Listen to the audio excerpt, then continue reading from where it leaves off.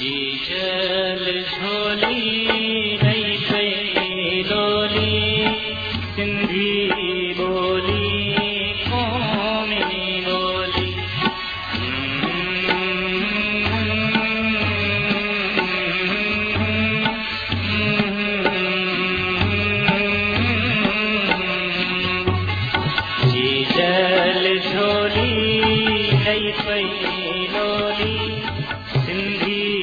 बोली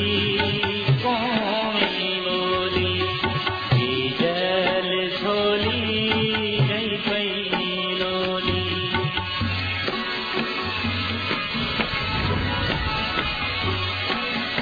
वजड़ो थींदे विछड़ो खणंदे वजड़ो थींदे विछड़ो खणंदे पहिरीं पहिरीं हरही खणंदे वजड़ो थींदे विछड़ो खणंदे पहिरीं पहिरीं हरही खणंदे तेरे भेपे बाती बोली सिंधी बोली कौमी बोली चल झोली नहीं पई लोली 21 फरवरी पूरी दुनिया में मादरी ॿोलियुनि जो आलमी ॾींहुं करे मल्हायो वञे थो। ज़ाहिर आहे मुंहिंजो तलक सिंध सां आहे ऐं सिंध जो माण्हू पंहिंजी माउ ॿोलीअ सां इंतिहा दर्जे जो प्यारु करे थो। त हिन पूरी दुनिया में जॾहिं आलमी ॿोलियुनि जो ॾींहुं मल्हायो पियो वञे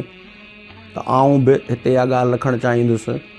त को बि इंसानु को बि फ़र्दु जॾहिं उन वटि ख़्यालु अचे थो, जॾहिं उन वटि को अहसासु अचे थो या जेकॾहिं हू को ख़्वाबु ॾिसे थो त ज़ाहिर आहे त हू पंहिंजी माउ ॿोलीअ में ॾिसंदो। इंसानी जॾहिं ज़हन में का सोच बि अचे थी त उन सोच में जेके पहिरियां लफ़्ज़ उभरी अचनि था या सोच खे जेका वाट मिले थी या घस मिले थो उहो ज़ाहिर आहे त उनजी जेका पंहिंजी माउ जी ॿोली आहे उन में। ऐं दिलि जी हदीस जी ॻाल्हि जेका आहे उहा ज़ाहिर आहे जॾहिं को माण्हू करणु चाहींदो आहे त उहा बहितर तरीक़े सां पंहिंजे माउ जे ॿोलीअ में करे सघे थो। ही माउ ॿोलीअ जो ॾींहुं मल्हाइण जो पूरी दुनिया खे अहसासु छो पैदा थियो? ज़ाहिर आहे त जॾहिं ही पाकिस्तान वजूद में आयो त हिकिड़ी अक़लियत जी ॿोली पूरे पाकिस्तान ते मढ़ी वई ऐं उनखे क़ौमी ॿोलीअ जो दर्जो ॾिनो हुयो। बंगाली पंहिंजी माउ ॿोली सां इंतिहा दर्जे जो घणो प्यारु कंदा हुआ ऐं पोइ ढाका में जेके यूनिवर्सिटी जा नौजवान हुआ उन्हनि एहतजाज कयो ऐं उन एहतजाज जे नतीजे में उन्हनि जे मथां फायरिंग कई वई त उन में उहे नौजवान पंहिंजी हयाती जेके आहिनि से विञाए वेठा। यूनेस्को अॻियां हली इन ॾींहं खे पूरी दुनिया में मादरी ॿोलियुनि जे आलमी ॾींहं जे तौर ते मल्हाइण जो ऐलान कयो ऐं इहा सॼी ढाका में जेके नौजवाननि जी शहादत हुई उन जे बेसिस ते जेको आहे सो इनखे पोइ वरी अॻियां वधायो वियो। त जीअं मूं पहिरें ॻाल्हि पे कई त जेके बि क़ौमूं आहिनि हिन पूरी काइनात में जेके बि माण्हू रहनि था ज़ाहिर आहे उन्हनि सभिनी खे पंहिंजी माउ ॿोली सां इंतिहा दर्जे जो घणो प्यारु आहे। ऐं जर्मन जेके आहिनि उहे लिसानियात जा जेके आहिनि माहिर पूरी दुनिया में मञा वञनि था। उहे जेके लिसानियात जा माहिर आहिनि उहे इहो ॿुधाइनि था त जेके ॿार पंहिंजी माउ जे ॿोलीअ में तइलीम हासिलु कंदा उहे ॿियनि ॿारनि खां वधीक ॾाहा ऐं वधीक जेके आहिनि से इंटेलिजेंट हूंदा आहिनि। छो जो असां जॾहिं ॾिसूं था त असांजी जेके फोनिक मेथड चयो वञे थो, यानी हिकिड़ो ॿारु जॾहिं माउ जे पेट में सिरजे थो, जॾहिं हू ज़ाइकोट जी शिकिल में नुतफ़े जे शिकिल में मौजूदु हुजे थो त उन ज़माने खां वठी करे हुन वटि जेके लफ़्ज़ या जेके ख़्याल या जेके हुनजी माउ जा या हुनजे पीउ जा या हुनजे चौधारी जेकी सोसाइटी ऐं समाज में जंहिं जॻह ते हू रहे थो उहे सभई जेके उन्हनि जे माउ जे ॿोलीअ में हूंदा आहिनि। ऐं साइंसदाननि त हाणे इहो बि चवणु शुरू करे ॾिनो आहे ऐं साइंस इहो पई हाणे ॿुधाए त भले छोकिरे ऐं छोकिरीअ जी शादी थियल न बि हुजे पर हुननि वटि ख़्याल में जेकॾहिं को ॿारु आहे उन्हनि जे ख़्याल में जेकॾहिं कंहिं जेकी उहा चाहे पोइ छोकिरी हुजे या हुनखे छोकिरो तसवर में आहे त जेकॾहिं हुन तसवर में जेकॾहिं हिकिड़ी छोकिरीअ जे तसवर में जेकॾहिं को ॿारु आहे हिकिड़े पीउ जेको अॻियां हली बणिजे थो, उनजे तसवर में जेकॾहिं को ॿार जो खाको आहे त ॿारु जेको हुननि जो पैदा थींदो उहो उन्हनि ख़ुसूसियतुनि ऐं उन्हनि ख़ासियतुनि वारो पैदा थींदो। यानी असां जेको ख़्याल में सोचूं था, असीं जेको अहसासु पंहिंजे अंदर में आणियूं था, उन्हनि अहसासनि जे बदौलत जॾहिं अॻियां हली असीं का शादी करियूं था ऐं हिकु मर्द ऐं हिकु औरत जो जेकॾहिं मेलाप थिए थो त उन्हनि ॿिन्ही जूं जेके ख़्वाहिशूं आहिनि, उन्हनि ॿिन्ही जा जेके ख़्याल आहिनि, उहे ख़्याल खणी हिकिड़ो ॿारु धरती ते जेको वारिद थिए थो। हाणे 100% त माउ पीउ सां ॿार जो मिलणु ज़रूरी न आहे, पर जेकॾहिं कंहिं जो माउ पीउ कंहिं बि ज़हानत जे मामले में तेज़ आहे त पोइ उहो ॿार बि पंहिंजे फैमिली खां, पंहिंजे उन पेरेंट्स खां, पंहिंजे उन ख़ानदान खां हिकिड़ी वधियत में हिकिड़ी इनहेरेंट करे अचे थो उहे शयूं। ऐं जेकॾहिं हुनजो पीउ जेको आहे सो लॉजिक स्मार्ट आहे त उहो ॿारु अमूमन तव्हांखे लॉजिक स्मार्ट मिलंदो। जेकॾहिं हुनजी फैमिली में हुनजा माउ पीउ पिक्चर स्मार्ट आहिनि त उहो ॿारु तव्हांखे उन ज़हानत वारो मिलंदो। जेकॾहिं हुनजे फैमिलीअ में हुननि जी फैमिलीअ जा फ़र्द सेल्फ स्मार्ट आहिनि त तव्हांखे ॿारु जेको आहे उहो सेल्फ स्मार्ट मिलंदो। यानी ॿार जूं जेके मुख़्तलिफ़ ज़हानतूं आहिनि, जंहिंमें असीं चऊं त भई ॿार वर्ड स्मार्ट हूंदा आहिनि, ॿार लॉजिक स्मार्ट हूंदा आहिनि, ॿार पिक्चर स्मार्ट हूंदा आहिनि, ॿार म्यूज़िक स्मार्ट हूंदा आहिनि, ॿार सेल्फ स्मार्ट हूंदा आहिनि, ॿार पीयर स्मार्ट हूंदा आहिनि। त उहे जेके ज़हानतूं आहिनि, उहे ज़हानतूं जेके ॿारु पाण सां गॾु खणी अचे थो, उन में हुनजे फैमिलीअ जो हिकिड़ो किरदारु आहे। ऐं पोइ वरी सोसाइटीअ मां, समाज मां ऐं उन मुआशिरे मां जेके उनखे शयूं मिलनि थियूं, हू उन्हनि शयुनि खे कंसीव करे थो, उन्हनि शयुनि खे रिसीव करे थो ऐं अॻियां हली पंहिंजी ज़िंदगीअ में उहे शयूं हू वरी सभिनी जे साम्हूं प्रेज़ेंट करे थो। त हाणे हिकिड़ो ॿारु आहे, जॾहिं उहो पंहिंजे घर में पंहिंजे माउ जे कुख में जनमु वठे थो त उहो जेका लोरी ॿुधे थो, हू जेके लफ़्ज़ ॿुधे थो, हू जेके उते ॻाल्हाइजंदड़ ॿोली ॿुधे थो, उहे साउंड्स जेके आहिनि उन ॿार जे ज़हन में, उन ॿार जे स्लेट ते उहे नक्श थी था वञनि। त आवाज़ माण्हू पहिरीं ॿुधंदो आहे, उन्हनि आवाज़नि जूं जेके शिकिलियूं हूंदियूं आहिनि या आवाज़ जी जेका शिकिल आहे उहा उनखे पोइ जॾहिं तदरीस ॾिनी थी वञे, जॾहिं इल्मु ॾिनो थो वञे त उन में उनखे ॿुधायो थो वञे त हीउ आ जो जेको लफ़्ज़ आहे या हीउ बा जो जेको लफ़्ज़ आहे या हीउ बै जो जेको लफ़्ज़ आहे, उनजी शिकिल हीअ आहे। ऐं उन शिकिल खे ॾिसी करे पोइ महसूसु करे थो त हिन आवाज़ जी हीअ शिकिल आहे। त हाणे ॿार खे जॾहिं जेके लफ़्ज़ ॿुधल आहिनि उहे ज़ाहिर आहे संदसि माउ जे ॿोली में ॿुधल आहिनि, ऐं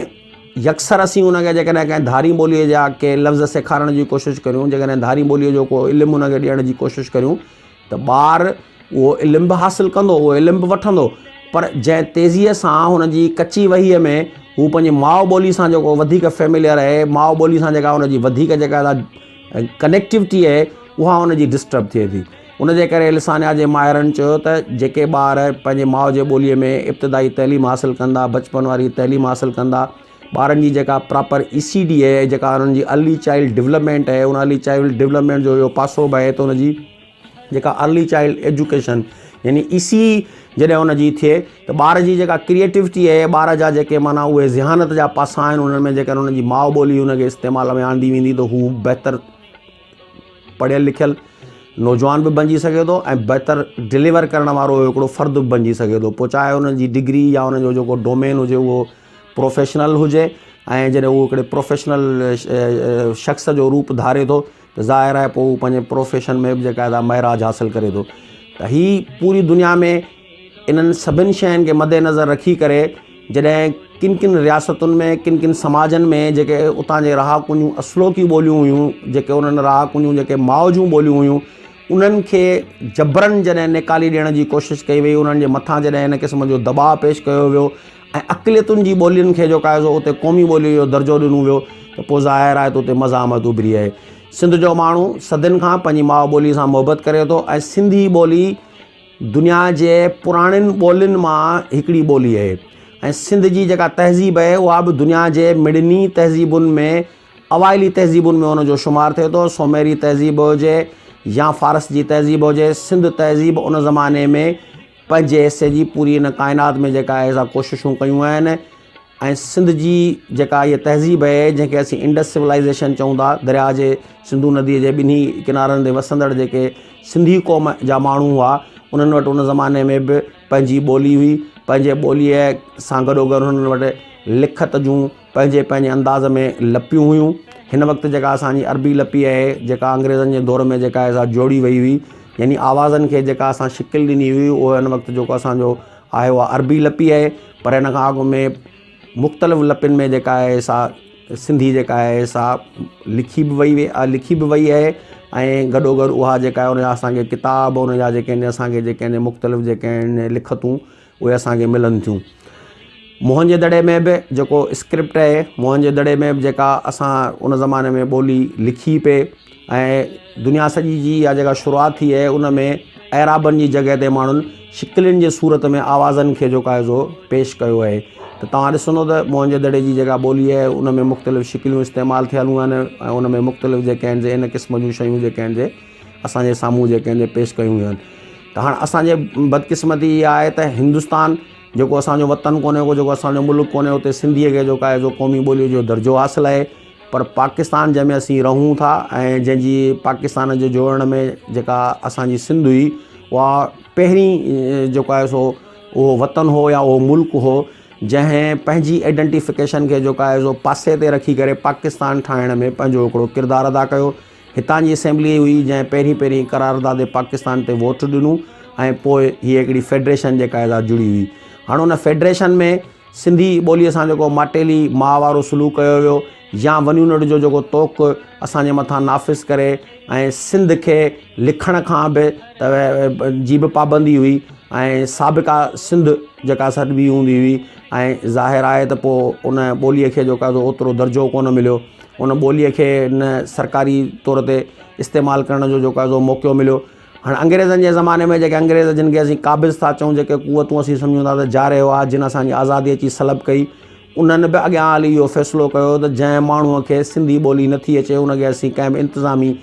पोस्ट ते न रखंदासीं कंहिं बि इंतिज़ामी शोबे जो सरबराह मुक़ररु न कंदासीं। पर जंहिं माण्हूअ खे सिंधी ॿोली अचे थी उन सिंधी ॿोलीअ वारे माण्हूअ खे ई असीं जेको आहे सो हितां जो अमलदार चूंडींदासीं या हितां जो उहिदेदार चूंडींदासीं। त उन्हनि खे ॿोलीअ जे अहमियत जो हिकिड़ो अहसासु हो ऐं उन्हनि इहो महसूसु कयो पिए त मक़ामी जेके माण्हू आहिनि जेके हिन धरतीअ जा असुलु रहाकू आहिनि उन्हनि जी ॿोलीअ खे प्रोमोट करण सां ई असांजे इक़्तिदार खे जेको आहे बेनिफिट थींदो असांजे इक़्तिदार खे वधीक तक़वियत मिलंदी तवालत मिलंदी। पर जेकॾहिं माण्हुनि जे मदर टंग सां या माण्हुनि जी जेका पंहिंजी माउ ॿोली आहे उन सां जेकॾहिं असीं दुश्मनी कंदासीं त उते बग़ावत जेका आहे वधीक उभरी ईंदी। त असां हिन वक़्तु बदकिस्मती सां असांजे पंहिंजे असेंबलियुनि मां इन क़िस्म जा रेज़ोल्यूशन पास थिया त सिंधी ॿोलीअ खे बि क़ौमी ॿोलीअ जो दर्जो ॾिनो वञे। बजाए इन जो इहो चयो वञे त सिंधी ॿोली हिकिड़ी इलाक़ाई ॿोली आहे। जॾहिं सिंधी ॿोली सदियुनि खां मौजूदु हुई ऐं सिंध सदियुनि खां हिकिड़ो मुल्क रहियो आहे जेको हिन वक़्तु फेडरेशन में सूबे जे हैसियत में जेको आहे शामिलु आहे पाकिस्तान जी तरक़ीअ में उहो हिकिड़ो पंहिंजो किरदारु अदा करे पियो। त उनजी माउ ॿोलीअ खे उतां जे ॻाल्हाईंदड़ जेका हेॾी वॾी किरोड़नि जी आबादी आहे उनखे इन ॿोलीअ खां महरूम करणु या उनजे ॿोलीअ खे एॾो प्रॉपर जेको आहे सो अहमियत न ॾियणु मक़ाम न ॾियणु त इहा हिकिड़ी नाइंसाफ़ी आहे। त जॾहिं हाणे हींअर 21 फेबरवरी ते अॼु असीं पूरी दुनिया में जेके बि क़ौमूं आहिनि जेके चाहिनि थियूं त ॿोलियूं जेके आहिनि ज़िंदा हुजनि उन्हनि जे ॿोलियुनि जे ॻाल्हाइण वारा जेके आहिनि चाहींदा त पंहिंजनि ॿोलियुनि खे असीं बहितर तरीक़े सां जेको आहे ज़िंदा रखूं। त असीं सिंध जा माण्हू बि पंहिंजी माउ ॿोलीअ सां हद दर्जे जो प्यारु करियूं था छाकाणि असांखे असांजी माउ जेका लोली ॾिनी आहे असांजी माउ जेका असांखे तरबियत कई आहे असांजे वालदेन जेका असांखे तरबियत कई आहे उहा ज़ाहिर आहे असांजे माउ ॿोली में कई आहे ऐं असांखे पंहिंजे माउ ॿोली सां हद दर्जे जो जेको आहे प्यारु आहे। जहिड़े तरीक़े सां दुनिया में ॿिया बि जेके महज़िब माण्हू आहिनि या महज़िब क़ौमूं आहिनि उन्हनि खे पंहिंजनि ॿोलियुनि सां प्यारु आहे। त असीं सभिनी ॿोलियुनि जो एतिराम करियूं था सभिनी ॿोलियुनि जी तरक़ी चाहियूं था ऐं सभिनी ॿोलियुनि खे जेको आहे उहो मक़ाम ॾियारण जे लाइ असांखे बि ओतिरी जेका आहे बहितर सोच आहे। पर गॾोगॾु असांखे इहा बि सोच आहे त असांजी माउ ॿोली जेका सिंधी ॿोली आहे उनखे बि जॾहिं असीं मादरी ॿोलियुनि जो इहो ॾिहाड़ो मल्हायूं पिया त मादर जेका माउ हूंदी आहे उहा इंसान खे तमामु घणी वेझी हूंदी आहे। त हीअ धरती बि माउ आहे जंहिं माउ असांखे जनमु ॾिनो सा बि माउ आहे ऐं उन माउ जी ॿोली जेका आहे उहा ज़ाहिर आहे मुंहिंजी मादरी ॿोली आहे। ऐं मुंहिंजी माउ हिकिड़ी सिंधी औरत हुई जंहिं सिंधी में मूंखे लोलियूं ॾिनियूं जंहिं सिंधी में मुंहिंजी जेका आहे सा तरबियत कई ऐं मूं उहे ई आवाज़ पंहिंजे कननि में ॿुरंदे ॿुधा जेका मुंहिंजी माउ ॿोली जा आवाज़ आहिनि। त असीं चाहियूं था त हिन ॿोलियुनि जे आलमी ॾींहं जे मौक़े ते ऐं असांजे अरबाब इक़्तिदार खे असीं अपील करियूं ऐं हिन जेका असांजो हीउ चैनल आहे जेको पूरी दुनिया में जेके बि सिंध सां प्यारु कंदड़ ऐं सिंधी ॿोली ॻाल्हाईंदड़ आहिनि उहे ज़ाहिर आहे त हिन जा व्यूअर्स आहिनि उन्हनि सभिनी खे असीं इल्तिजा करियूं त अचो त 21 फेबरवरी मादरी ॿोलियुनि जे आलमी ॾिहाड़े ते जिथे दुनिया जे सभिनी ॿोलियुनि जो असीं एतिराम करियूं था उते असीं पंहिंजी माउ ॿोलीअ जे तरवीह इशाअत ऐं उन जे चालनामे ऐं हुन जी बका जे लाइ पंहिंजे हिसे जो किरदारु अॼु अदा असां कयूं। मादरी ॿोलियुनि जी अहमियत उजागर करण जे मौज़ूअ ते ॻाल्हाए रहिया आहियूं। सभ खां पहिरीं त आउं तव्हांखे इहो चवंदी हुअसि त मादरी ॿोलियुनि में लफ़्ज़ तव्हां वठंदा मादरी ॿोली या मदर टंग, त हिकिड़ो अहिड़ो थधिकार जो तसवुर थो अचे जंहिंमें माउ जो तसवुर थो अचे। यानी मदर टंग जो वास्तो सऊं सिधो माउ सां आहे। माउ जॾहिं बचिड़ो पैदा थो थिए उनजो आवाज़ु माउ थी सम्झे ऐं माउ जो आवाज़ु बचिड़ो थो सम्झे। यानी ॾिसो, इंसान खे अलाह ताला पैदा कयो ऐं हुनखे हुन ॻाल्हाइणु सेखारियो। असां ॾिसंदासीं त क़ुर पाक जी सूरत आहे सूरत रहमान। रहमान अलमल क़ुरान ख़लक़ल इंसान अलमहुल बयान। अलाह पाक फरमाए थो त इंसान खे ॻाल्हाइणु सेखारियो, अलमहुल बयान यानी अलाह पाक हुनखे ॻाल्हाइणु सेखारियो। यानी कुवत गोयाई जी जेका कुवत आहे उहो ख़ुदा ताला जे तरफ़ां इंसान खे वॾो तोहफ़ो आहे। ठीकु आहे, जंहिंसां ई इंसान जी इंसानियत आम हिकिड़े जानवर इंसान में इहो फ़र्क़ु आहे दिमाग़ जो ऐं ॻाल्हाइण जी कुवत जो, ॿोलीअ जो। हाणे ॿोली लफ़्ज़ जेको आहे ॿोल मां निकितो आहे। यानी को माण्हू का लफ़्ज़ ॻाल्हाए थो माने हू ॿोली ॿोले थो। हाणे उहे ॿोल बाग मक़सद ऐं बा मतिलबु हुअणु घुरिजनि ऐं उहे तॾहिं था थियनि जॾहिं उन्हनि खे सम्झायो वञे थो। ॾिसो, हिकिड़ो बचिड़ो आहे उनखे माउ थी सम्झाए त पाणी, यानी को लफ़्ज़ सेखारे थी त बार बार रिपीट थी करे, उहा थकिजे बि नथी। ऐं माउ ऐं बचे जो जेको रिलेशन आहे इन जे करे ॿोलीअ जे जेका ज़ाती ॿोली ॿार ऐं माउ जे विच में हलिजे थी उनखे पोइ मदर टंग चयो थो वञे। ऐं जेकॾहिं माउ जेका बि ॿोली ॿार सां ॻाल्हाए थी उहो उन ॿार जी मदर टंग थी थिए। हाणे दुनिया में 1000 ऐं 6-7 हज़ार खां वधीक ॿोलियूं ॻाल्हायूं वञनि थियूं। उनमें केतिरियूं ई ॿोलियूं मदर टंग जे तौरु मशहूरु आहिनि ऐं अहमियत रखनि थियूं। मदर टंग जी अहमियत छा आहे? इहो जेको आहे हिकिड़ी साइंसी रिसर्च आहे, कई वञे थी हिन ते आमतौर ते इल्मी तौर ते अदबी तौर ते हिन ते रिसर्च कई वञे थी त मदर टंग जो मतिलबु छा आहे। मादरी ॿोली, माउ जी ॿोली त आहे, पर इंसान जो ज़हन शऊर जे नंढड़ी उमिरि खां वठी पंहिंजी उन शुरूअ जी ॻाल्हाइल ॿोलीअ में जेकी कुझु सम्झे थो चवे थो उहे उन जे ज़हन में परवान चढ़े थो ऐं हू सोचे उन सां थो। त यानी असां ॾिसंदासीं नंढड़ा ॿार नर्सरी स्कूल वेंदा आहिनि, माउ उन्हनि खे छॾे ईंदी आहे, वठी ईंदी आहे। सभ खां पहिरीं स्कूल मां जीअं रसी टोड़ा भॼन ते निकिरंदा आहिनि, अची माउ ताईं पहुचंदा आहिनि। यानी हू कम्यूनिकेट पंहिंजी माउ सां कंदा आहिनि। उनखे ख़बर आहे हू असांखे सम्झे थी, सुञाणे थी ऐं असांखे माने असांजी छांव आहे। त मदर टंग असांजी मादरी ॿोली असांजी हिकिड़ी छांव आहे, छपर आहे असां मथे। ऐं असांजे मुल्क जे लिहाज़ खां असां ॾिसंदासीं त केतिरियूं ॿोलियूं मादरी ॿोलीअ में ॻाल्हायूं वञनि थियूं, केतिरा ई असां सूबा जेके आहिनि त उन्हनि सूबनि में कहिड़ियूं ॿोलियूं ॻाल्हायूं थियूं वञनि, पर ख़ासि तौर ते पंजाबी, बलोची, सराइकी, ब्राहिमी, सिंधी, मतिलबु ॿोलियूं असां वटि जेके बि ॻाल्हायूं थियूं वञनि। हाणे उन्हनि मां केतिरियूं ॿोलियूं जेके आहिनि से वधीक सर्वाइवल जे पंहिंजी जंग विढ़नि पियूं। उन में छा अदब थो अचे, छा इल्मु थो अचे ऐं छा उन में पढ़ण वारनि जो तादादु केतिरो आहे, इहो को अलॻि मौज़ू आहे। पर मादरी ॿोली हर कंहिंखे मिठी लॻंदी आहे। पंहिंजो हम ॿोली ॻाल्हाइण वारो माण्हू जिते बि कंहिं पंहिंजे खे ॾिसंदो आहे त उन ई ॿोलीअ में ॻाल्हाइणु शुरू थी वेंदो, छो जो हू पंहिंजो माफ़ियल ज़मीर सही सम्झाए सघंदो। मादरी ॿोलीअ जो आलमी ॾींहुं जेको मल्हायो वियो गॾियल क़ौमुनि जे इदारे यूनेस्को जे तरफ़ां 21 फरवरी 2000 ते, पर एक्चुअल जेका आहे हिन जे लाइ तहरीक बांग्लादेश मां शुरू थी। बांग्लादेश जेको आहे 21 फरवरी 1952 ते मादरी ॿोलियुनि जे बचाव लाइ जानियुनि जा नज़राना ॾिना। पोइ 17 नवंबर 1999 ते पेरिस में यूनेस्को जी जनरल कॉन्फ्रेंस थी, पर इहो बहरहाल अमल में आयो जो 21 फरवरी खे आलमी ॾींहुं करार ॾिनो वियो, जेको हर साल मादरी ॿोलियुनि जे आलमी ॾींहं ते उनखे मल्हायो थो वञे। ऐं ॾिसो त उन खां पोइ ईअं त असां वटि केतिरा ई ॾींहं मल्हाया था वञनि। आमतौर ते असां ॾिसंदासीं Valentine day, mother day, father day, children day, education जा डे, मतिलबु मुख़्तलिफ़ आहिनि। पर हिन ॾींहं जी अहमियत जेका आहे गुज़िरियल 2 ॾहाकनि खां असां वटि उजागर थी आहे ऐं हाणे माशाअल्लाह वधंदी वञे थी ऐं वधणु खपे बि सही,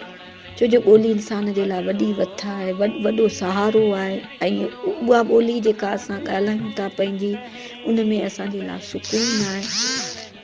हाणे असां इहो ॾिसूं त जेका ॿोलियूं तरक़ी याफ़्ता थियूं थियनि उहे छाजे करे थियूं थियनि, उन्हनि जा केतिरा ई सबब आहिनि। सपोज़ सिंधीअ जे लिहाज़ खां चवंदी हुअसि त सिंधी ॿोली असांजी मादरी ॿोली आहे। मां सिंधीअ जी उस्ताद रही आहियां, सिंधीअ जी शागिर्द रही आहियां ऐं पंहिंजे बचनि खे सिंधी ॿोलीअ खे ॾेरागोप कयो अथमि। त आउं ॾिसां थी त मौजूदा दौर में असांजो न्यू जनरेशन सिंधीअ ॾांहुं घटि पियो रागोप थिए ऐं असां वटि आमतौर ते शहरनि में सिंधी ॿोलीअ में कमी पई अचे।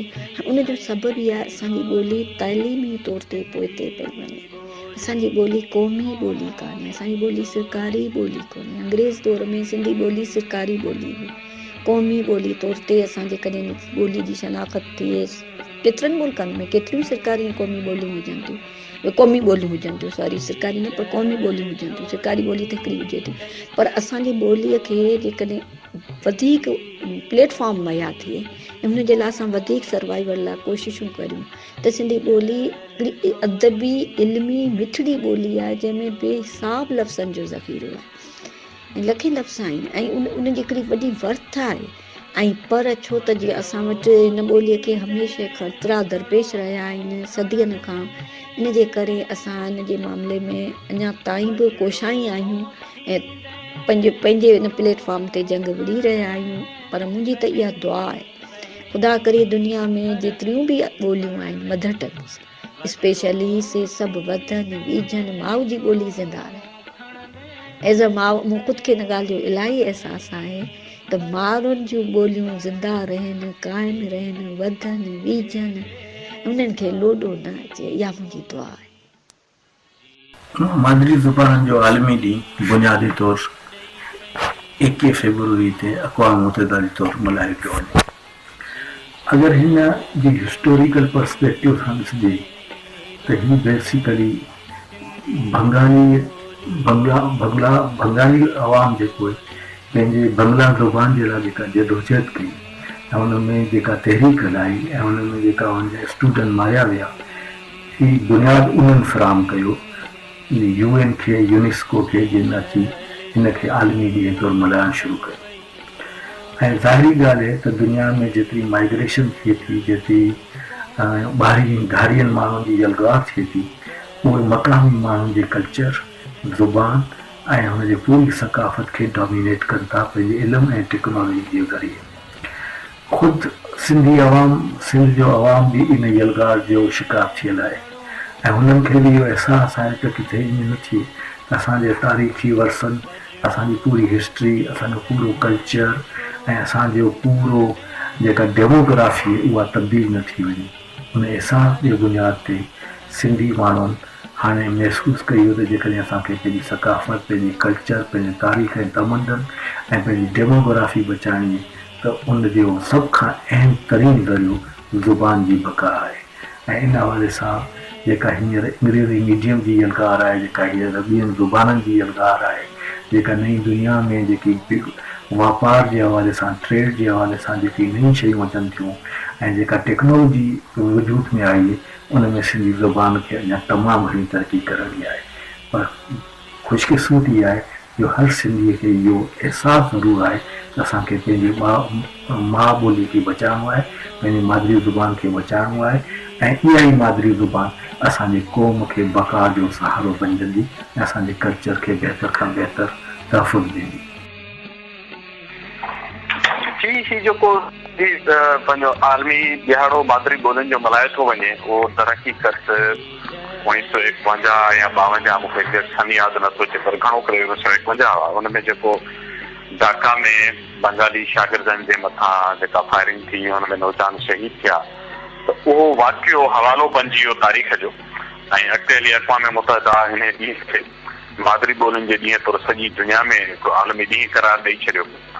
ऐं हुन हिसाब सां हीउ ॾींहुं उन्हनि सभिनी मादरी ॿोलियुनि जे ख़ासि तौर ते उहे ॿोलियूं जिन जो पंहिंजे मुल्कनि जे अंदरि रियासती निज़ाम जे अंदरि घुर्बल हुनखे जेको मान न ॾिनो वियो आहे, दर्जो न ॾिनो वियो आहे, हैसियत न ॾिनी वई आहे, उन्हनि जे लाइ त हीउ ॾींहुं निहायती अहम ॾींहुं आहे हुनखे सेलिब्रेट करणु। हीउ जेको ढाका जो वाक़ियो हो सो को ओचितो उन ॾींहं जो इंसीडेंट न हो। दरहक़ीक़त पाकिस्तान थियण खां अॻु में ई जॾहिं इहे ॻाल्हियूं थियण लॻियूं 50 साल अॻु में खां इहा ॻाल्हि फिज़ा ठाही पई वई त नओं मुल्क ठहंदो ऐं पोइ हुनजी जेका क़ौमी ॿोली हूंदी उहा उर्दू ॿोली हूंदी। इहा ॻाल्हि पाकिस्तान ठहण खां अॻु में शुरू थी वई। ऐं कुझु बंगाली राइटर ऐं इंटेलेक्चुअल्स तॾहिं खां इहा शइ रेज़ करणु शुरू कई हुई त बाबा असांजी ॿोली हेॾी शाहूकार ॿोली आहे ऐं हुननि खे ख़बर ई त उहो जेको मुतवक़ा पाकिस्तान आहे हुन में बंगाली ॻाल्हाईंदड़ अक्सरियत में हूंदा। इहो हिकु साल अॻु में ज़ाहिर आहे तो उञाण चिटा थी विया हुआ। सो उन्हनि जी जेका इहा दावा हुई त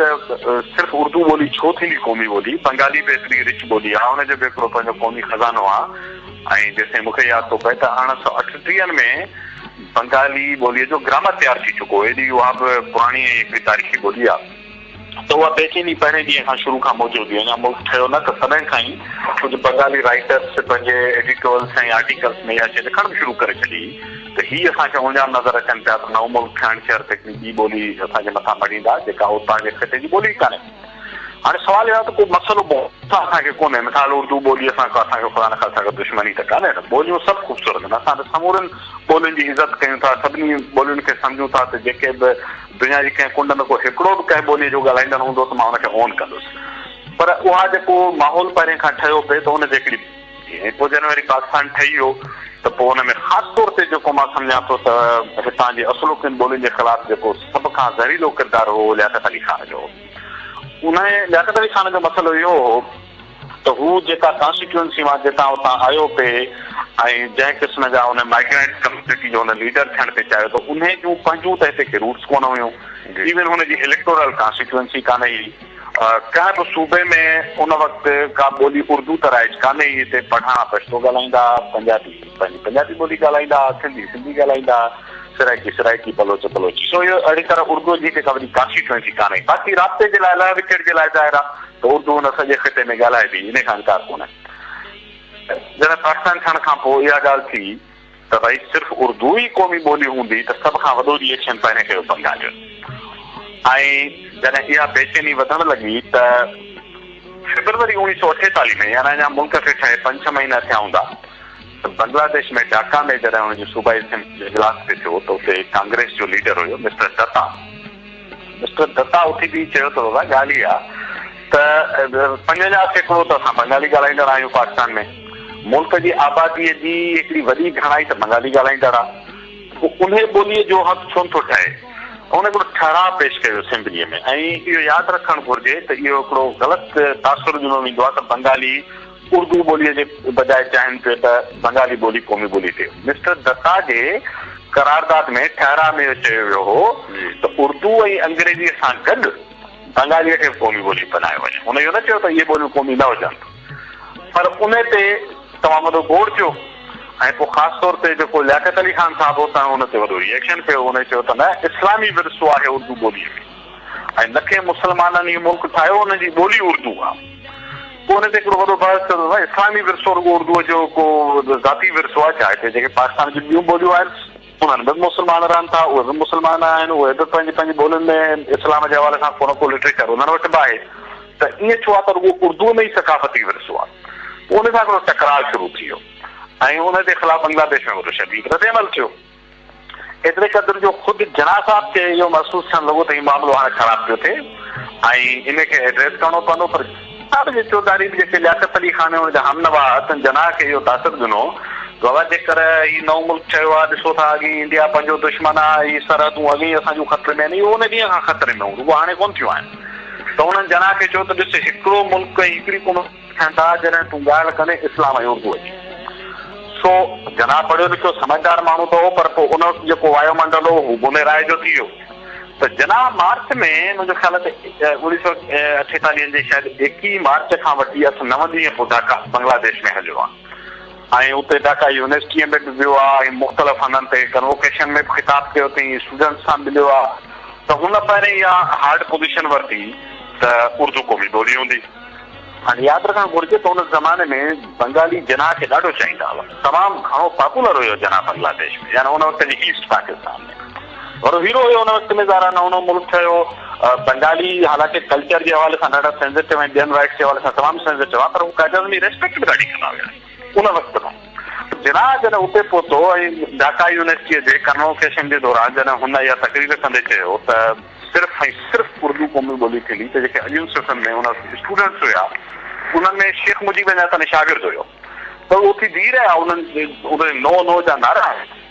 ऐं जनाक बिल्कुलु एक्सपेक्ट न पे कयो त मूं ते को ईअं बि रिएक्ट करे सघनि था माण्हू एॾो वॾो पॉपुलर लीडर हो ऐं हिकिड़ो वॾो हुनजो हिकिड़ो इमेज हुयो त हुनखे तसवुर बि न हो त मुंहिंजे साम्हूं माण्हू उथी बि मूंखे साम्हूं चवंदा त तूं ग़लति थो चई सो ही वॉज स्टंट माण्हुनि खे रिएक्ट कयो पोइ उन ते हिकिड़ो डिबेट शुरू थी वियो पोइ जना मुख़्तलिफ़ हंधनि ते कोशिशि कई त बंगालियुनि खे इंगेज करे हुननि सां ॻाल्हाए हुननि खे कराए त न क़ौमी ॿोली उर्दू ई थियणु घुरिजे पोइ हुनखे चई त तव्हां पंहिंजे सूबे में पंहिंजी बंगाली खे भली तरक़ी वठायो हुन ते असांखे एतिराज़ कोन्हे हिन क़िस्म जो हुन ते कोशिशि कई पर जना खे साफ़ महसूसु थियो त हीउ मामिलो ईअं हली न सघंदो सो उहो रिएक्शन तरह खां हलियो पियो उन खां पोइ हुन ते एक्शन कमेटियूं ठहियूं हड़तालूं थियूं हिकिड़ो मुसलसल रद अमल हलियो आहे ऐं तव्हांजो हिकिड़ो वक़्तु वारो आयो जॾहिं इहो वाक़ियो थियो आहे उन वक़्तु असेंबलीअ जो इजलास थियणु थी रहियो हो ढाका में त यूनिवर्सिटीअ जे स्टूडेंट्स जो तय कयो त असां जिते इजलास थी रहियो आहे असेंबली हॉल जे ॿाहिरां ई पंहिंजो एहतजाज रिकॉर्ड कराईंदासीं उन ॾींहुं आम हड़ताल जो सॾु ॾिनो वियो त भई असांजी ॿोलीअ सां तव्हां नाजाइज़ी पिया कयो उते पुलिस फायरिंग कई ऐं उन में मुख़्तलिफ़ अंग खरनि पर 2 नौजवान 4 नौजवान पर 2-4 नौजवान हुन वीचारा शहीद थी विया पोइ हुनजो उते हुननि नौजवाननि जो हिकिड़ो शहीद मीनार ठाहियो पहिरें कचो टिको ठाहिनि पोइ तमामु वॾो शानदार मीनार ठाहियो अथनि मां उते पाण बि वियो आहियां असां ॿोलीअ जे ॾियारे ते हिकिड़े भेरे मां ढाका में ॻाल्हि होसि त असां उते पाण बि हुननि जे मज़ारनि ते हाज़िरी बि भरी शहीदनि जे सो ईअं हिकिड़ो पस मंज़र आहे ईअं हिकिड़ी स्ट्रगल आहे जंहिंखे पोइ अॻिते ॾींहुं ॿियनि सूबनि बि खयो आहे पर मां सम्झां थो त पाकिस्तान ठहिणु शर्त ॿोलियुनि जे मसइले खे मिसहैंडल कयो वियो बजाए हिन जे जो जेके पाकिस्तान खे ठाहींदड़ क़ौमूं हुयूं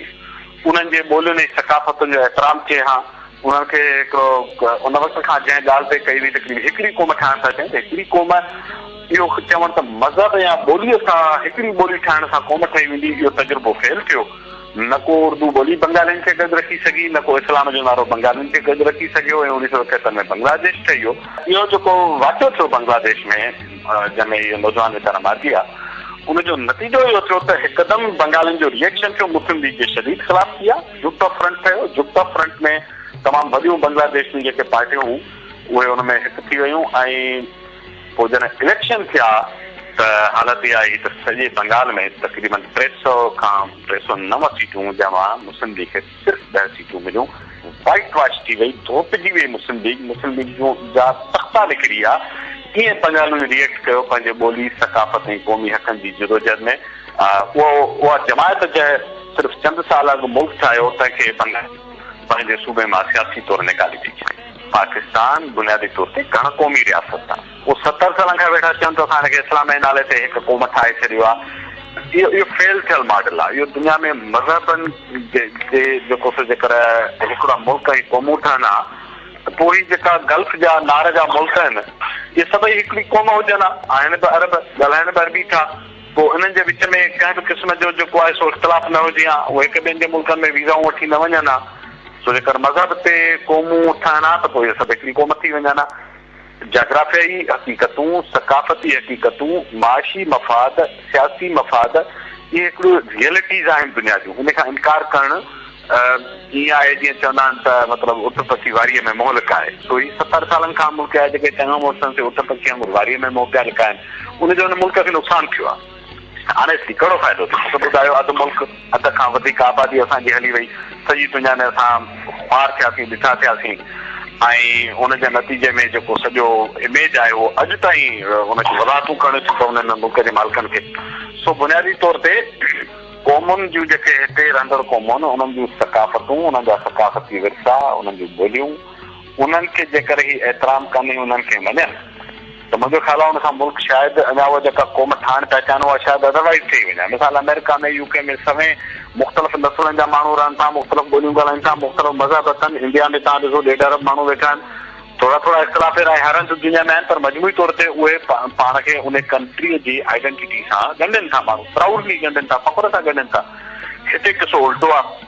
हिते असां ॻंढे ज़ोर ते माण्हुनि खे चयो त तव्हांजो सकाफ़त बि इस्लाम तव्हांजो कल्चर इस्लाम आहे तव्हांजी सियासत बि इस्लाम आहे तव्हांजी मैशियत बि इस्लाम आहे तव्हां सवाइ मुस्लमान खे कुझु बि न आहे उनजे नतीजे में रिएक्शन थियो अथव माण्हुनि चयो त असांजूं पंहिंजूं सकाफ़तूं ऐं सकाफ़ती विरसा जंहिंजो मज़हब सां ॻंढा कोई कोन्हे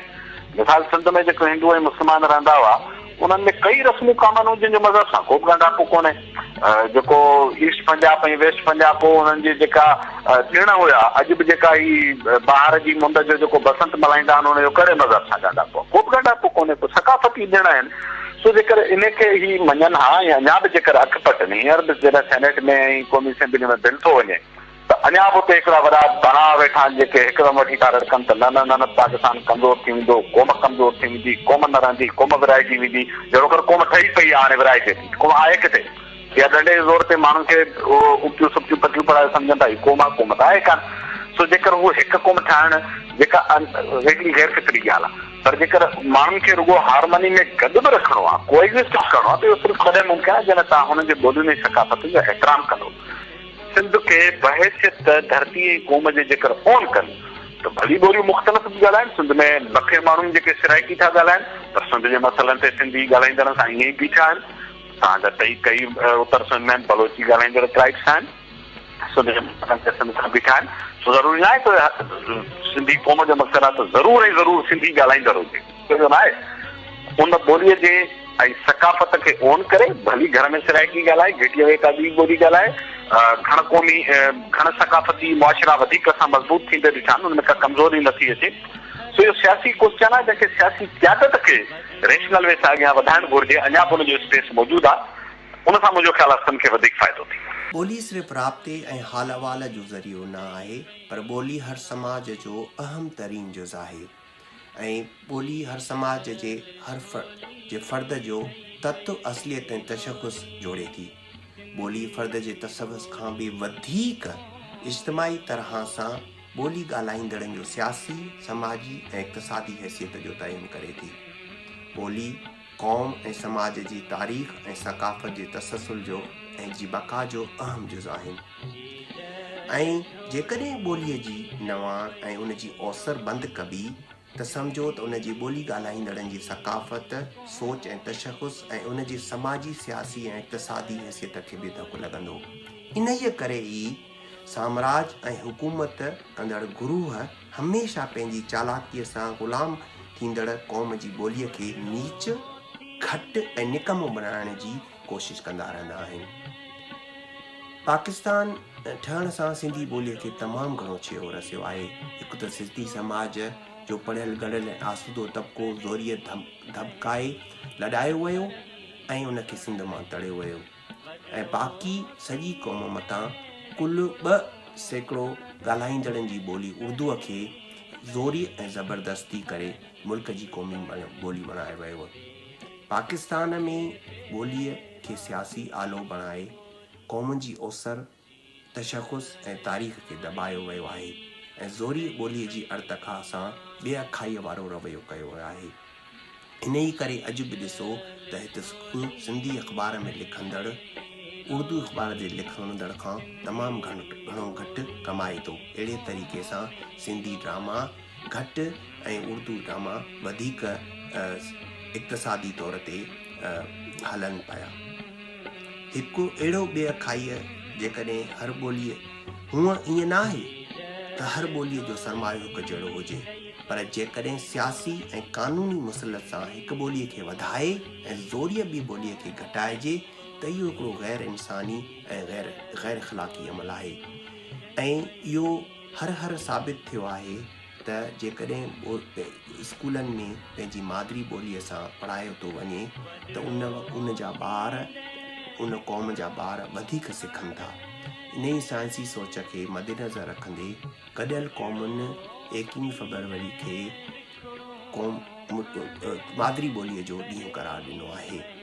तव्हां ॾिसो त हिन वक़्तु बि तरक़ी याफ़्ता मुल्क ऐं तरक़ी कंदड़ मुल्क केतिरनि ई मुल्कनि में ॾींहों ॾींहुं घण ॿोली खे जी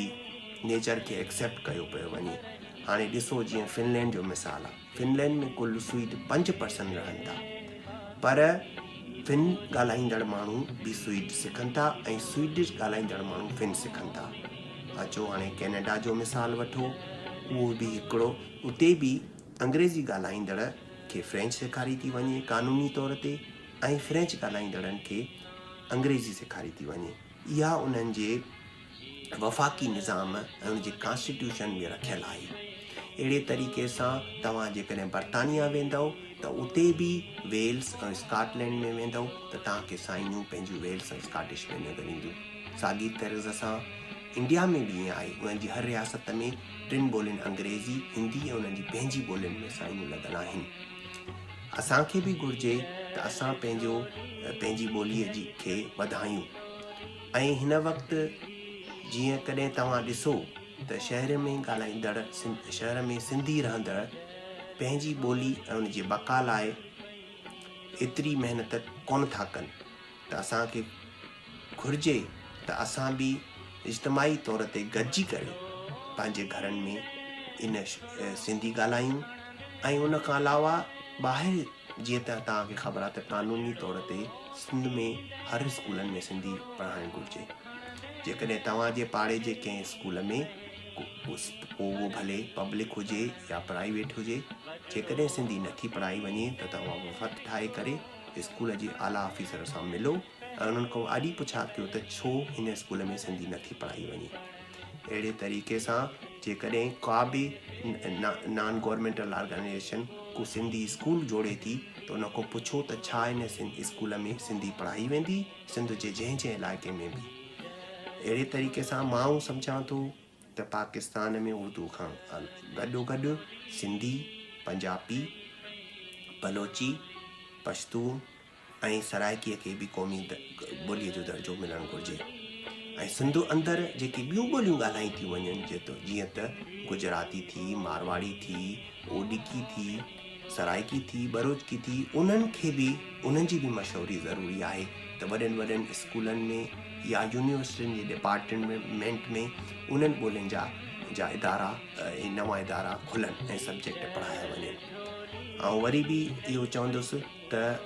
असां सभिनी खे घुरिजे, ख़ासि करे शहर में रहंदड़ सिंधियुनि खे घुरिजे त उहे पंहिंजे ॿारनि सां सिंधी ॿोली ॻाल्हाइनि ऐं सिंधी जेके सकाफ़ती प्रोडक्ट्स आहिनि, मूवीज़ थियूं, ड्रामा थिया, किताब थिया, फेस्टिवल थिया, उन्हनि सभिनी में हू पंहिंजो पाण खे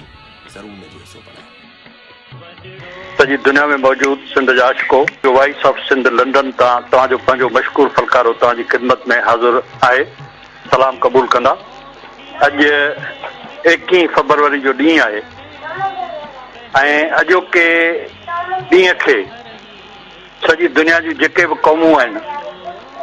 उहे ॿोलियुनि जो आलमी ॾींहुं करे मल्हाए रहियूं आहिनि। अॼु जॾहिं सॼी दुनिया मादरी ॿोलियुनि जो ॾींहुं मल्हाए पई, सिंधी ॿोली जी हिकिड़ी पंहिंजी तमामु वॾी तारीख़ आहे। जेकॾहिं असां ॾिसंदासीं त पाकिस्तान में जेके बि ॿोलियूं आहिनि उन्हनि ॿोलियुनि में सिंधी ॿोली क़दीम ॿोली आहे। सिंधी ॿोली में सभ खां पहिरियों किताब लिखिया विया, वेद लिखिया विया, सियासत ते किताब लिखिया विया, हिकमत ते किताब लिखिया विया, मज़हब ऐं अखलाकियात ते किताब लिखिया विया ऐं उन खां पोइ सॼो सिंधी लोक अदब जेको आहे पाकिस्तान जूं जेके बि क़ौमूं आहिनि उन्हनि क़ौमनि में असां ॾिसंदासीं त सिंधी लोक अदब शाहूकार लोक अदब आहे, जंहिंमें इंसानी सभिनी जज़्बनि जी तर्जुमानी थियल आहे ऐं उन हेॾी सारी शाहूकार ॿोली जेका हज़ारे सालनि ताईं सिंध जी क़ौमी ॿोली रही। बर्तानिया जॾहिं सिंध ते 1843 में कब्ज़ो कयो त सिंधी ॿोली खे सिंध जी क़ौमी ॿोली तौरु तस्लीम कयो वियो त सिंध में जेका बि ऑफिसनि जी लिख पढ़ थींदी या माण्हू दाद रसी लाइ का दरख़्वास्त ॾींदा त उहा सिंधी में लिखी वेंदी। जेकॾहिं कंहिं ॿी ॿोली में लिखियल आहे तॾहिं बि उनजो तर्जुमो सिंधी में जेकॾहिं थियल न हूंदो त उहा दरख़्वास्त ॿुधण में ई न ईंदी। बर्तानवी सरकार इहो बि कानून पास कयो त जेकॾहिं को ऑफिसर भले अंग्रेज़ हुजे पर उहो जेकॾहिं सिंध में सर्विस थो करे त 6 महीननि ताईं हुनखे सिंधी ॿोली सिखणी आहे जेकॾहिं उहो सिंधी ॿोली नथो सिखी सघे त पोइ हुनखे नाल करार ॾेई सिंध मां वापसि घुरायो वेंदो। यानी अंग्रेज़ फातेह हुआ ऐं सिंध मफ़तू हुई, पर फातेह अंग्रेज़नि मफ़तू सिंधी क़ौम जी ॿोली खे तस्लीम कयो ऐं उनजे फलाह ऐं बहबूद लाइ कमु कयो ऐं सख़्ती सां सिंधी ॿोली जे निफ़ाज़ जा कानून ठाहिया। पर पाकिस्तान ठहण खां पोइ सिंधी ॿोली खे को बि मर्तबो न ॾिनो वियो। बरतानवी दौर में जेका सिंधी ॿोली खे क़ौमी ॿोली जी हैसियत हुई उहा ख़तमु कई वई। हुअणु तीअं खपंदो हो त पाकिस्तान में शामिल जेके क़ौमूं हुयूं, जिन में बंगाली हुआ, सिंधी हुआ, बलोच हुआ, पख्तून हुआ, पंजाबी हुआ, सराइकी हुआ, त उन्हनि ॿोलियुनि खे पाकिस्तान जूं क़ौमी ॿोलियूं तस्लीम कयो वञे हा, पर ईअं न थियो। न बंगाली ॿोली खे क़ौमी ॿोली तस्लीम कयो वियो, न सिंधी ॿोली खे क़ौमी ॿोली तस्लीम कयो वियो, न पंजाबी खे तस्लीम कयो वियो, न बलोची खे तस्लीम कयो वियो, न सराइकी खे, न पख्तून ॿोली खे, पश्तो ॿोली खे क़ौमी ॿोली करार ॾिनो वियो। पर जेके पनाहगीर माण्हू जिन्हनि विरहाङे में हिते आया ऐं हितां जे माण्हुनि हुननि खे पनाह ॾिनी, उन्हनि खे जीअ में जायूं ॾिनियूं, उन आयल माण्हुनि जी ॿोली खे क़ौमी ॿोली तौरु तस्लीम कयो वियो। सिंधी में पहाको आहे त आई टांडो खणण थी वेठी बोरचारी, त जेके माण्हू पनाहगीर हुआ जिन्हनि पनाह वरिती उन्हनि जी ॿोली खे क़ौमी ॿोली तस्लीम कयो वियो। ऐं हिते जेके तारीख़ी क़ौमूं, जेको पाकिस्तान हिकु तारीख़ी क़ौमनि जो विफ़ाक़ हो, उन में इंसाफ़ जी तक़ाज़ा त इहा हुई त उन्हनि सभिनी ॿोलियुनि खे क़ौमी ॿोलियुनि जो दर्जो ॾिनो वञे हा। बंगाल में वॾो एहतजाज थियो बंगाली ॿोली खे क़ौमी ॿोली बनाइण जे लाइ, ऐं इन नाइंसाफ़ी जे ख़िलाफ़ त उर्दू ॿोली खे क़ौमी ॿोली तौरु जॾहिं तस्लीम कयो वियो त बंगालियुनि उन ख़िलाफ़ मुज़ाहिरा कया, बंगालियुनि उन शइ खे तस्लीम न कयो। ऐं साॻी तरह सिंध बि शुरू खां वठी हिन वक़्त ताईं इहो मुतालबो कंदी रही, इन नाइंसाफ़ी जे ख़िलाफ़ एहतजाज कंदी रही ऐं मुतालबो कंदी रही त सिंधी ॿोली खे क़ौमी ॿोली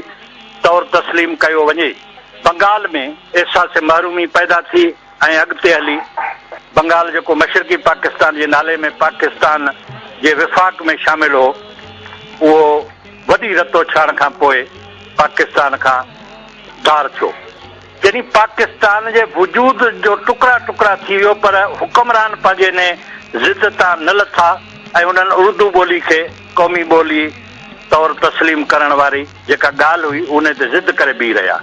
उन खां पोइ सिंध असेंबली, सिंध में सिंधी ॿोली खे क़ौमी ॿोली तौरु तस्लीम कयो, असेंबली अहिड़ो फ़ैसिलो कयो त नतीजे में हिते ॿोली जा वॾा हंगामा थिया ऐं वॾी खूनरेज़ी थी ऐं ॾाढ मुड़सी सां सिंधी ॿोली खे तस्लीम न कयो वियो। ताज़ो सिंधी क़ौम या सिंधी असेंबली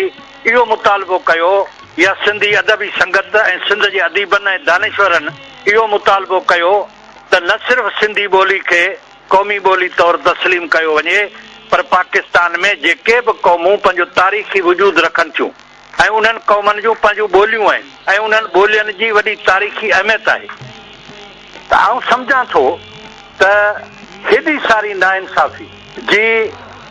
किथे बि का गुंजाइश कान्हे त क़ौमनि जे ॿोली खे ख़तमु कयो वञे, क़ौमनि जे क़ौमी हक़ खे ख़तमु कयो वञे, माण्हू खां ॻाल्हाइण जो हक़ु फुरियो वञे, माण्हू जी ज़ुबान कपी वञे, त इहा हिकिड़ी वॾी नाइंसाफ़ी आहे जेका पाकिस्तान में मौजूदु जेके बि क़ौमूं आहिनि उन्हनि सभिनी सां आहे। हुकुमरान अलाए कहिड़ी ॿोली सम्झनि था, पुरमन जिदोजहद जो हर तरीक़ो सिंध जे अदीबनि, दानिश्वरनि, सिंध जे ॾाहनि माण्हुनि, सिंधी अदबी संगत हर तरीक़ो आज़मायो आहे त हेॾी सारी नाइंसाफ़ी जंहिंमें ॾाढ मुड़सी जंहिंखे चइजे, ही उहा ॾाढ मुड़सी आहे जेका शायदि तारीख़ में किथे बि अहिड़ी ॾाढ मुड़सी न कई वई आहे। ऐं वॉइस ऑफ सिंध जे प्लेटफॉर्म तां सॼी दुनिया जे आलमी ज़मीर खे अपील थो करियां त पाकिस्तान में मौजूद क़ौमनि सां जेका ही क़ौमी हक़ तलफ़ी कई वई आहे उन्हनि जी ॿोलियुनि खे तस्लीम नथो कयो वञे, जॾहिं त उर्दू पाकिस्तान जे कंहिं बि रियासत या सूबे जी ॿोली न आहे। उर्दू ॿोली ॻाल्हाईंदड़नि जो को बि सूबो न आहे, का बि रियासत पाकिस्तान में न आहे। उर्दू ॿोली तारीख़ी तरह उन ॿोली खे जंहिंजो को तारीख़ी वजूद न आहे, जंहिंखे को खितो न आहे, जंहिंखे का क़ौम न आहे, हिकिड़ा पनाहगीर माण्हू जेके पनाह वठण लाइ आया ऐं घर जे भातियुनि खे चयो वञे त तव्हां उन्हनि आयल पनाहगीरनि जी ॿोली ॻाल्हायो, इहा हिकिड़ी वॾी ॾाढमुर्सी आहे। ऐं दुनिया जे आलमी ज़मीर खे अपील थो करियां त हू हुकूमत पाकिस्तान ते अहिड़ो दबाव विझनि त जीअं हिते सिंधी, पश्तो, पंजाबी, बलोची, सराइकी या जेके ॿियूं ॿोलियूं पाकिस्तान में तारीख़ी तरह ॻाल्हायूं वञनि थियूं, उन्हनि जे क़ौमी ॿोली वारे हक़ खे तस्लीम कयो वञे, उन्हनि जे फलाह ऐं फ़ुरूग़ लाइ इदारा क़ाइमु कया वञनि, उन्हनि जे लाइ बजेटूं क़ाइमु थियनि जीअं उहे ॿोलियूं वधीक अॻिते तरक़ी कनि ऐं हुननि जो जेको लोक अदब आहे उन लोक अदब खे सहेड़ियो वञे, गॾु कयो वञे। उन खां पोइ आऊं सॼी दुनिया में मौजूद सिंध जे आशिक़नि खे इहा गुज़ारिश थो करियां त हू सॼी दुनिया में जिते बि पाकिस्तान जा सिफ़ारतखाना आहिनि उते अहिड़ा मुज़ाहिरा कनि ऐं अहिड़ा यादाश्तनामा पाकिस्तान गवर्नमेंट खे ॾीनि। चाल असांजी ही जिदोजहद कामयाबु थिए ऐं सिंधी ॿोली सिंध जी क़ौमी ॿोली थिए। तव्हां सभिनी जी महिरबानी। इन सां गॾु तव्हां पंहिंजे मशकूर फलकारे खे इजाज़त ॾींदा। यार ज़िंदा सोबत बाक़ी। जल झोली नई पई लोली सिंधी बोली क़ौमी बोली।